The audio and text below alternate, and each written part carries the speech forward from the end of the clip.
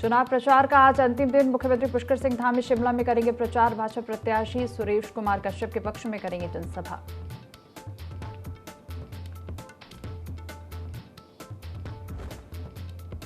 आज कैची धाम दौरे पर रहेंगे उपराष्ट्रपति जगदीप धनखड़। सुरक्षा में 723 पुलिस रहेंगे तैनात। गोविंद बल्लभ पंत कृषि और प्रौद्योगिकी विश्वविद्यालय में शिक्षक वर्ग से भी करेंगे संवाद।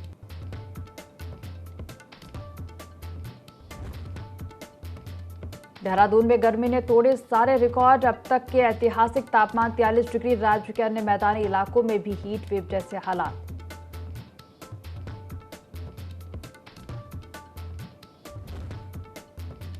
तपती गर्मी में जंगली जानवरों पर गहराया जल संकट। राजाजी प्रशासन ने भरे वाटर हॉल से टैंकरों के माध्यम से उपलब्ध करा रहे जल।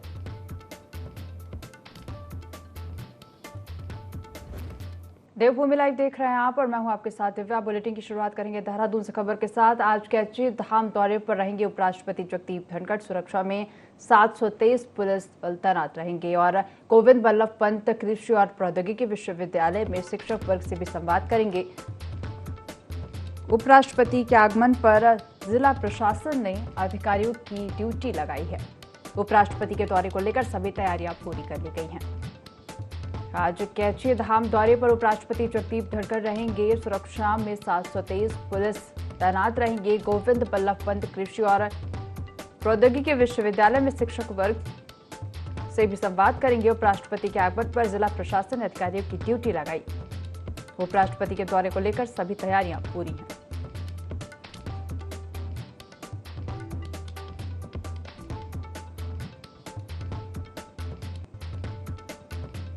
आज कैची धाम दौरे पर रहेंगे उपराष्ट्रपति जगदीप धनखड़। सुरक्षा में 723 पुलिस तैनात रहेंगे। गोविंद बल्लभ पंत कृषि और प्रौद्योगिकी विश्वविद्यालय में शिक्षक वर्ग से भी संवाद करेंगे। उपराष्ट्रपति के आगमन पर जिला प्रशासन ने अधिकारियों की ड्यूटी लगाई है। उपराष्ट्रपति के दौरे को लेकर सभी तैयारियां पूरी कर ली गई हैं।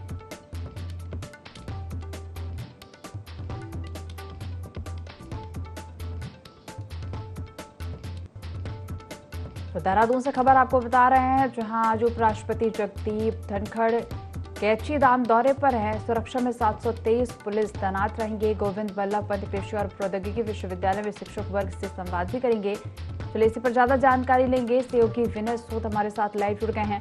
विनय, उपराष्ट्रपति जगदीप धनखड़ आज कैची धाम दौरे पर हैं, उनके कार्यक्रम को लेकर क्या तैयारियां? जी बिल्कुल दिव्या, देखिए आपको बता दें कि आज उपराष्ट्रपति जगदीप धनखड़ दौरे पर रहने वाले हैं और इस दौरान आज जो है वो कैची धाम में भी दर्शन करेंगे। साथ ही उनकी जो पत्नी है वो भी उनके साथ जो है आज कैची धाम पहुंचेंगे और दर्शन करेंगे। तो ऐसे में देखा जा सकता है कि पूरी तैयारियां जो है इस दौरान प्रशासन द्वारा की गई है। साथ ही साथ 723 जो पुलिस कर्मी है उनकी तैनाती भी इस दौरान की गई है। और आपको ये भी बता दें कि जो जिस रास्ते से इनका ये निकलेंगे आज उपराष्ट्रपति, जिस रास्ते से आज निकलेंगे इनका काफिला जहाँ से निकलेगा उसको भी जो है जीरो जोन इस दौरान रखा गया है। नैनीताल रोड की बात करें तो नैनीताल रोड जो पड़ता है उसमें जो है पूरी तरह से इसको जीरो जोन रखा गया है। साथ ही साथ रूट की अगर बात करें तो कई जगहों पर जो मेन मुख्य जो चौक चौराहे हैं वहां से जो है रूट को डाइवर्ट भी इस दौरान किया गया है। तो पूरी तैयारियों में जो है जिस तरह से यहाँ पर प्रशासन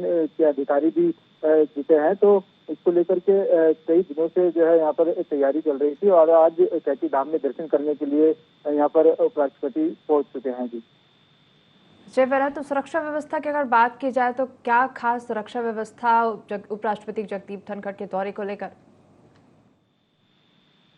जी बिल्कुल, देखिए आपको बता दें कि यहाँ पर सुरक्षा की अगर बात करें तो सुरक्षा के मद्देनजर जो है पूरी तैयारियां जो है यहाँ पर की गई हैं और पुलिस प्रशासन पूरी तरह से अलर्ट मोड पर है। जिस तरह से 723 पुलिसकर्मियों की तैनाती इस दौरे को लेकर के की गई है। उपराष्ट्रपति के जो दौरा आज का है तो उसको लेकर के पूरी तैयारियों में जिस तरह से पुलिस प्रशासन भी जुटा हुआ था, आज ड्रोन के माध्यम से भी जो है सुरक्षा व्यवस्था की गई है और कड़ी निगरानी में जो है यहाँ पर आज उपराष्ट्रपति उत्तराखंड का दौरा कर रहे हैं। जी विनय, तो अगर नेताओं की बात की जाए तो ऐसे कौन से वरिष्ठ नेता है जो उपराष्ट्रपति जगदीप धनखड़ के साथ मौजूद रहेंगे? जी बिल्कुल, देखिए यहाँ पर बात करें अगर जो नेताओं की, मंत्रियों की, तो मुख्यमंत्री पुष्कर सिंह धामी के जो है अभी जिस तरह से लगातार दौरे चल रहे हैं, चुनाव प्रचार जो है उनका अन्य राज्यों में जो है चुनाव प्रचार चल रहे हैं, तो ऐसे में सीएम धामी इसमें शामिल शायद नहीं हो पाएंगे। तो अब इसके अलावा यहाँ पर जो मंत्री हैं वो इसमें जा सकते हैं। जी शिवना, तमाम जानकारी साझा करने के लिए आपका धन्यवाद। तो उपराष्ट्रपति जगदीप धनखड़ आज कैची धाम दौरे पर है। सुरक्षा में 723 पुलिस तैनात रहेंगे। गोविंद बल्लभ पंत कृषि और प्रौद्योगिकी विश्वविद्यालय में शिक्षक वर्ग से भी संवाद करेंगे। चलिए इसके साथ ही अगली खबर का रुख करेंगे और अगली खबर हरिद्वार से, जहां तापमान बढ़ने के साथ ही वन क्षेत्रों में रहने वाले जंगली जानवरों और पशु पक्षियों का गर्मी से बुरा हाल है। जंगलों में बने तालाब सूखने की कगार पर हैं और लिहाजा पानी की तलाश में जंगली जानवर आबादी का रुख कर रहे हैं। जंगली जानवरों की प्यास बुझाने के लिए राजाजी टाइगर प्रशासन ने मोतीचूर और कांसरो रेंज में करीब 47 वाटर हॉल्स में पानी भरने का काम शुरू कर दिया है। इसके साथ ही 5 बड़े तालाबों में भी टैंक के माध्यम से पानी भरा जा रहा है। इन तालाबों में हाथी जैसे बड़े जानवर अपनी प्यास बुझा रहे हैं।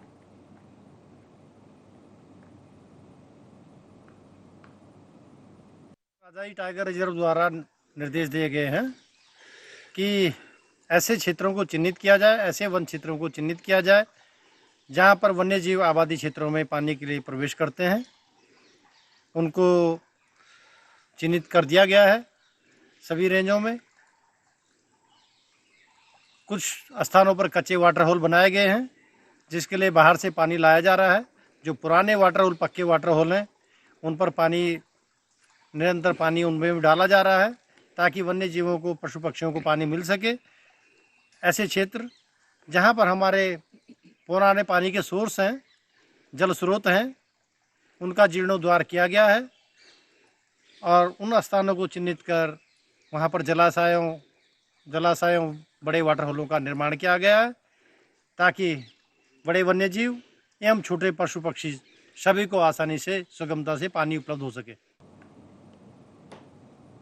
उत्तरकाशी के तावा खाड़ी पर्वत में भीषण आग लग गई। देर रात से आग बुझाने का प्रयास किया जा रहा है। एनडीआरएफ टीम, फायर अग्निशमन टीम, आपदा प्रबंधन क्यूआरटी टीम लगातार आग बुझाने का काम कर रही है। भीषण गर्मी के बीच उत्तरकाशी में आग का प्रकोप जारी है। फिलहाल जिलाधिकारी देर रात से कंट्रोल रूम से बचाव कर्मियों को निर्देश दे रहे हैं।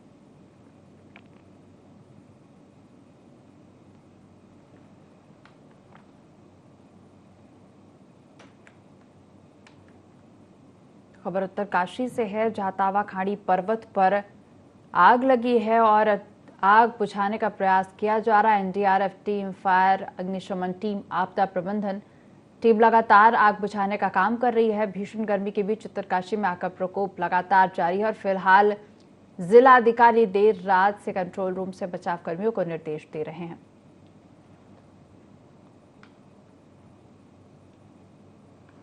तो थराली विधानसभा के दूरस्थ गांव देवाल वाड़ मोटर मार्ग का भले ही नाम बदल गया हो, लेकिन यहाँ के हालात नहीं बदले हैं। यहाँ ना तो सड़क की हालत बदली है और ना ही मोटर मार्ग की स्थिति।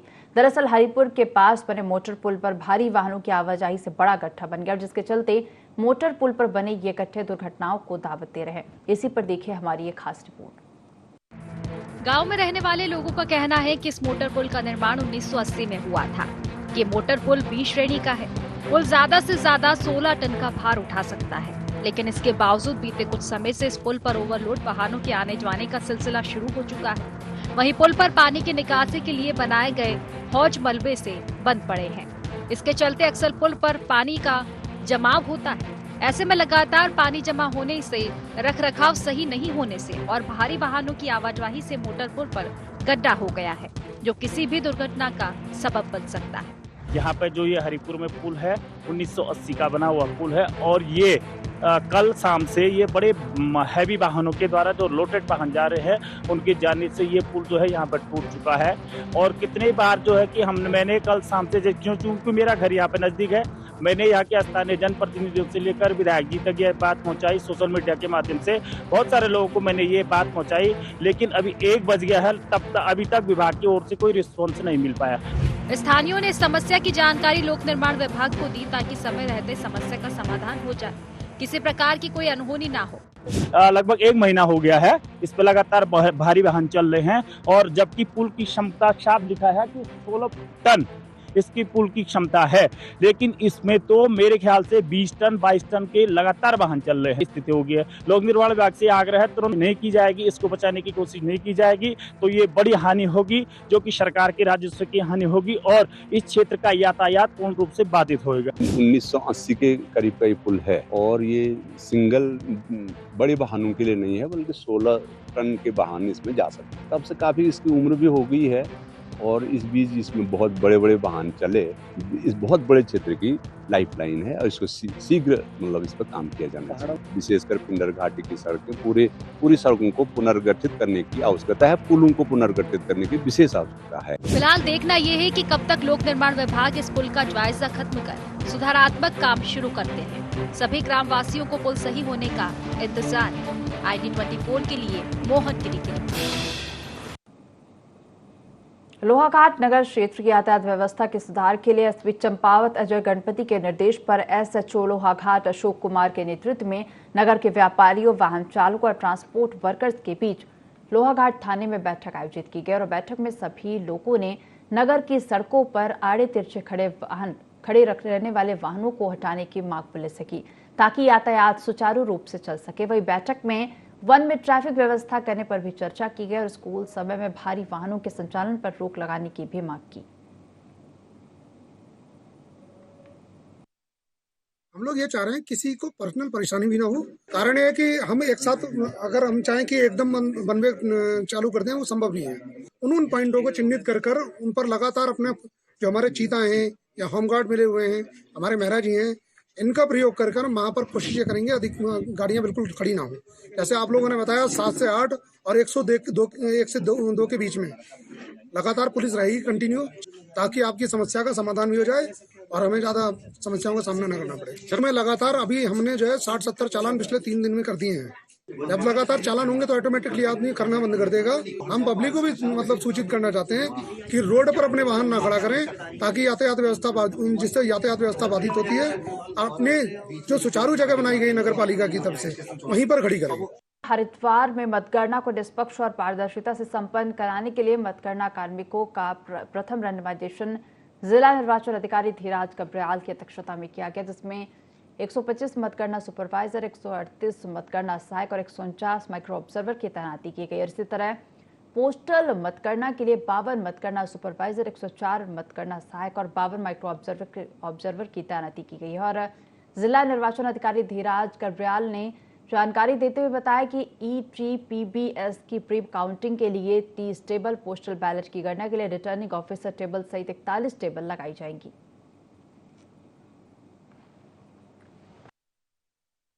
को काउंटिंग होनी है तो उसके लिए जितने भी कैंडिडेट्स हैं और जितने भी पॉलिटिकल पार्टीज हैं, उन लोगों को आज हम लोगों ने इनवाइट किया था और उन लोगों से रिक्वेस्ट की है कि उनको कौन कौन सी फॉर्मेलिटीज़ पूरी करनी पड़ेगी और जितने भी कैंडिडेट्स हैं उनके अपने जो भी एजेंट्स जो अपना नियुक्त करेंगे काउंटिंग एजेंट्स, तो उनकी सूची माई फोटोग्राफ हमें 3 दिन पहले जितने भी संबंधित AROs हैं उनको उपलब्ध करा दें। और जो पोस्टल बैलेट के माध्यम से जो काउंटिंग होगी उसके लिए RO को अपनी सूची हमें उपलब्ध करा दें। तो जितने भी कैंडिडेट्स थे हम लोगों ने आज इनवाइट किया था, उनके साथ हमारी वार्ता हुई है और हम लोगों ने उनको ये भी अवगत कराया, हालांकि उससे पहले भी हम लोगों ने अवगत कराया कि जो काउंटिंग है हमारी सेंट्रल स्कूल में होगी वहाँ पे, तो उसकी सूचना भी हम लोगों ने उनको उपलब्ध करा दी। तो 3 तरफ से पर्वत श्रृंखलाओं से घिरे केदारनाथ घाटी में हवा की दिशा और दबाव की सही जानकारी नहीं मिल पा रही और इसके बावजूद भी केदारनाथ की घाटी में हेलीकॉप्टर उड़ान भर रहे हैं। हालांकि बीते 14 साल में घाटी में 10 हेलीकॉप्टर दुर्घटनाग्रस्त हो चुके हैं। इस दौरान जहां सेना के MI-17 हेलीकॉप्टर सहित 5 हेलीकॉप्टर क्रैश भी हुए हैं, लेकिन आश्चर्य की बात यह है कि धाम में 2 दशक के बाद भी हवाई सेवा की सुरक्षा के लिए एयर ट्रैफिक कंट्रोल रूम स्थापित नहीं किया गया है। देखिए खास रिपोर्ट। केदारनाथ में हेली सेवा का काम Uttarakhand civil aviation development authority और directorate general of civil aviation की देखरेख में संचालित हो रहा है। केदारनाथ धाम में MI-26 और MI-17 हेलीपैड तो मौजूद है, लेकिन एयर ट्रैफिक कंट्रोल सिस्टम स्थापित नहीं, जिस कारण हेलीकॉप्टर की उड़ान के दौरान पायलट को हवा के दबाव और तापमान की सही जानकारी नहीं मिल पाती। स्थिति यह है कि हवा की दिशा को जानने के लिए हेली कंपनी प्रबंधन द्वारा केदारनाथ और केदार घाटी के हेलीपैड पर झांकियां लगाई गई हैं। जिससे हवा की अनुमानित दिशा के हिसाब से हेलीकॉप्टर टेक ऑफ और लैंडिंग करते हैं। वही केदार घाटी से केदारनाथ तक जब हल्की बारिश में कोहरा छाने लगता है तब हेलीकॉप्टर की उड़ान को लेकर संशय बना रहता है। यूकाडा के अपर सचिव सी रविशंकर ने बताया कि केदारनाथ में जो हेली सेवा चलती है उसमें बड़ा चैलेंज मौसम का है। वहां एकदम से मौसम बदलता है, इससे डिसेबिलिटीज होने की काफी आशंका बढ़ जाती है। इसे इम्प्रूव करने के लिए हमने एंटायर वैली में कैमरे स्थापित किए हैं। इसके अलावा हमने एयरपोर्ट अथॉरिटी ऑफ इंडिया को भी अनुरोध किया है कि यहाँ पर एक ATC स्थापित की जाए। केदारनाथ वैली में जो बहुत इंटेंस हेलीकॉप्टर ऑपरेशंस चलता है, लगातार काफ़ी मात्रा में जो है सॉकीज चलता रहता है, तो वहाँ पे जो मेजर चैलेंज ये रहता है कि जो अचानक जो है मौसम बदलता है। वहाँ पे बादल जो है वैली में कभी कभी जो है वो अचानक आने पर जो है कभी कभी विजिबिलिटी का जो है समस्याएं रहती है। उसको इम्प्रूव करने के लिए 2022 का एक घटना होने के बाद हम लोगों ने जो है वो एंटायर वैली में जो है कैमरास को स्थापित किया है, के माध्यम से जो है काफ़ी हद तक जो है वो सेफ फ्लाइंग के लिए जो है एक मददगार जो है साबित हो रहा है। इसके अतिरिक्त जो है हम लोगों ने ये अनुरोध किया है एयरपोर्ट अथॉरिटी ऑफ इंडिया से कि इतना इंटेंस हेलीकॉप्टर ऑपरेशंस होने के कारण वहाँ पे एक ATC भी जो है स्थापित किया जाए। एयर ट्रैफिक कंट्रोल रूम की मांग जब कांग्रेस भी करने लगी है। कांग्रेस प्रदेश अध्यक्ष का कहना है कि इस कंट्रोल रूम के बिना लोगों की जान को खतरा रहता है, इसलिए सबसे पहले सरकार को एयर कंट्रोल रूम स्थापित करने का काम करना चाहिए। उन्होंने कहा कि उड़ानों की सीमा तय होनी चाहिए और वो तभी होगा जब सरकार सही तरीके से चीजों का रोड मैप बनाएगी। उन्होंने कहा कि इस दिशा में सरकार ने कोई भी तैयारी नहीं की है और सरकार पूरी तरह से फेल है। सबसे महत्वपूर्ण विषय वो है जो आपने अंत में कहा, एयर कंट्रोल रूम, जिसके बिना लोगों की जान को बहुत खतरा रहता है। और मेरा ये मानना है कि सरकार को सबसे पहला काम एयर कंट्रोल रूम स्थापित करने का करना चाहिए। उड़ानों की सीमा तय होनी चाहिए और वो तभी होगा जब सरकार सही तरीके से चीज़ों को का रोड मैप बनाएगी। लेकिन मुझे ये लगता है कि केवल कर दिया कहने से नहीं होता, सरकार पूरी तरीके से फेल है और सरकार ने कोई भी तैयारी जो सही तरीके से तैयारी होनी चाहिए थी उससे सरकार बची है। वहीं भाजपा का कहना है कि air traffic control room Bharat सरकार के द्वारा तैयार किया जाता है। भाजपा के प्रदेश मीडिया प्रभारी मनवीर चौहान का कहना है कि अगर कहीं पर भी कंट्रोल रूम स्थापित होते हैं वो DGAC के मानकों के अनुरूप स्थापित किए जाते हैं।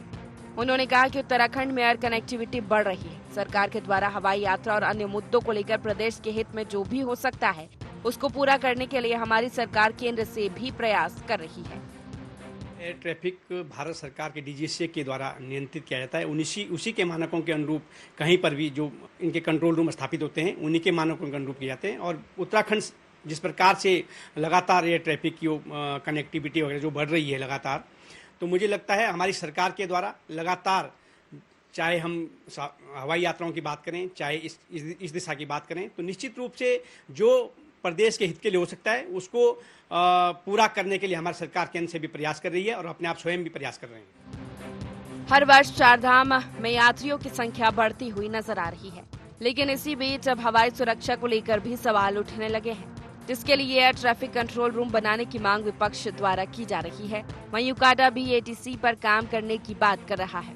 देखना होगा कि आगामी दिनों में हेली सुरक्षा को लेकर प्रदेश में क्या इंतजाम किए जाते हैं।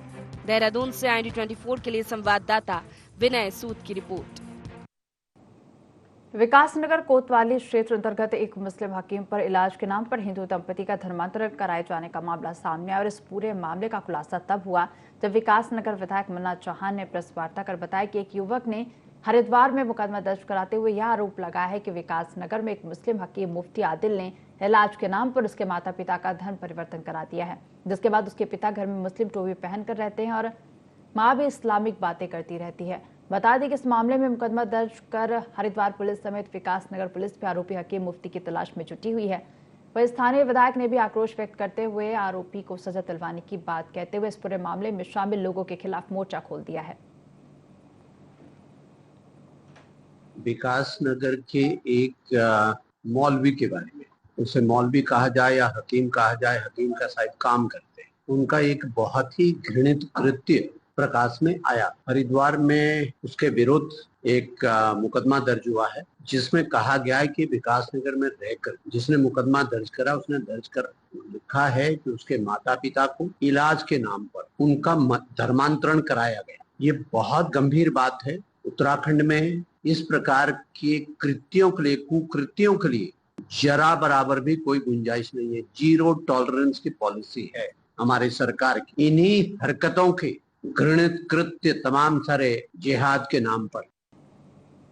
यमुनोत्री और गंगोत्री धाम की यात्रा सुचारू और सुव्यवस्थित रूप से संचालित हो रही है और इस बार रिकॉर्ड संख्या में इन दोनों धामों पर श्रद्धालुओं के पहुंचने का सिलसिला लगातार जारी है। इस यात्रा काल में कपाट खुलने के 19 दिनों के अंदर यमुनोत्री और गंगोत्री धाम में 5 लाख से अधिक तीर्थयात्रियों का आगमन हो चुका है। यात्रा शुरू होने के 19 दिन में ही पिछले साल की तुलना में इस बार गंगोत्री धाम में 39.55% और यमुनोत्री धाम में 48.84% की वृद्धि दर्ज की गई है। देखिए खास रिपोर्ट। इस साल गंगोत्री और यमुनोत्री धाम में यात्रा शुरू होने से अब तक केवल 19 दिन में 5 लाख से अधिक श्रद्धालु दर्शन कर चुके हैं। यह आंकड़ा पिछले साल की तुलना में कहीं ज्यादा रिकॉर्ड किया गया है, क्योंकि वर्ष 2023 में गंगोत्री धाम में जहां 1,21,000 यात्री दर्शन करने पहुंचे, तो इस बार 2 लाख यात्री दर्शन कर चुके हैं। यह आंकड़ा पिछले साल की तुलना में 39.55% अधिक है। इस तरह यमुनोत्री धाम में वर्ष 2023 में जहां 1 लाख से ज्यादा श्रद्धालुओं ने दर्शन किए हैं, तो वहीं इस वर्ष अब तक 2 लाख से ज्यादा श्रद्धालु दर्शन कर चुके हैं। यमुनोत्री धाम में भी 1 लाख से अधिक श्रद्धालुओं ने दर्शन किए हैं और यह बढ़ोतरी दर 48.84% है। यमुनोत्री में अभी थोड़ा प्रशासन ने थोड़ा रेस्ट्रिक्शंस लगाए हैं। सभी का जो रजिस्ट्रेशन है वो देखा जा रहा है, तो इस वजह से थोड़ी भीड़ कम हुई है। और जो भी हरिद्वार से ऑफलाइन रजिस्ट्रेशन बंद करा दिए है, तो थोड़ा भीड़ थोड़ी कम हुई है। कल हमको मंदिर में ज़्यादा टाइम नहीं लगा, हार्डली 10-15 मिनट में हो गया। सिर्फ वो टाइम लगा सिर्फ चढ़ने उतरने में का। बाकी यमुनोत्री का तो काफ़ी ठीक था हमारा एक्सपीरियंस, ज़्यादा भीड़ नहीं थी। बाकी आगे का तो हम जा रहे हैं और दर्शन भी बहुत अच्छे से हो रहा है, तो अभी जाना काफ़ी अच्छा है। वहाँ पे प्रशासन द्वारा तो काफ़ी अच्छी तैयारी हो गई है और पुलिस ने मतलब बहुत भीड़ को काफ़ी कंट्रोल कर रखा है और घोड़ों के लिए भी अलग रास्ता बना रखा है, तो उससे जैसे जो यात्री पैदल जा रहे हैं उनको दिक्कत नहीं हो रही अब जाने आने में। मतलब काफ़ी अच्छा हो गया। अब यमुनोत्री का यात्रा अच्छा रहा, मतलब बहुत अच्छा अनुभव रहा यमुनोत्री का। वहीं यह भी देखने को आ रहा है कि दोनों धामों में इस बार श्रद्धालु स्वयं के वाहनों से भी बड़ी तादाद में पहुंचे हैं। आंकड़ों के हिसाब से देखा जाए तो गंगोत्री में इस बार करीब 19,000 से अधिक वाहनों की एंट्री हुई है, जबकि पिछले साल करीब 10,000 वाहनों की ही एंट्री हुई थी। वहीं यमुनोत्री धाम में इस बार 18,000 से अधिक वाहनों को प्रवेश मिला है, तो पिछले साल यह आंकड़ा 9,000 वाहनों का रहा था। इस प्रकार तीर्थ यात्रा पर आने वाले वाहनों की संख्या पिछले साल की तुलना में इस बार गंगोत्री में 39.64% और यमुनोत्री में 46.40% अधिक है। यमुनोत्री और गंगोत्री का दर्शन बहुत अच्छा हुआ। बहुत गवर्नमेंट की तरफ से बहुत अच्छा सब अरेंजमेंट करा हुआ है, तो कहीं किसी लोगों को कोई परेशानी नहीं है, अच्छे से दर्शन हो रहा है, सब कुछ अच्छा है। तो मेरा यही आप लोगों से, जो आप आना चाहते हैं आप आइए, दर्शन करिए 4 धाम यात्रा अपने परिवार के साथ। अभी तक तो कोई दिक्कत नहीं है, रूट साफ है, भीड़ नहीं है, ट्रैफिक भी नहीं है, सुकून से जा रहा है, सुकून से आ रहा है। अब तक तो कोई दिक्कत नहीं है। यमुनोत्री गए थे हम लोग, कल गए थे। अभी तक तो फिर सुबह कल 1-2 बजे नीचे उतर गए सब लोग, नीचे गए आ गए। उसके बाद क्या है, उधर से हम लोग जा रहे थे, गंगोत्री रोड जा रहे थे। अब उत्तरकाशी में है, उत्तरकाशी से तो साफ सिरा रहे हैं। अभी 2 घंटे का पहले लेट होनी थी, 2 घंटे का पहले आ गए हम लोग। 4 धाम यात्रा को प्रारंभ हुए आज 19वां दिन है और लगातार जो है उत्तरकाशी जनपद की अगर बात करूं तो गंगोत्री और यमुनोत्री धाम में जो लगातार जो है श्रद्धालुओं की संख्या बढ़ती जा रही है। लगभग अभी तक जो है 5 लाख से अधिक लोग जो है दर्शन कर चुके हैं, जो कि एक रिकॉर्ड है, क्योंकि अभी तक जो है पहली बार जो है इतने लोगों ने जो है अब तक दर्शन कर चुके हैं। लेकिन फिलहाल जो शासन प्रशासन ने यहाँ पे व्यवस्था की है, उसको लेकर जो यात्रीगण है उनमें जो है खुशी की लहर। इस बुलेटिन में फिलहाल इतना ही। आप देखते रहिए IND24। नमस्कार।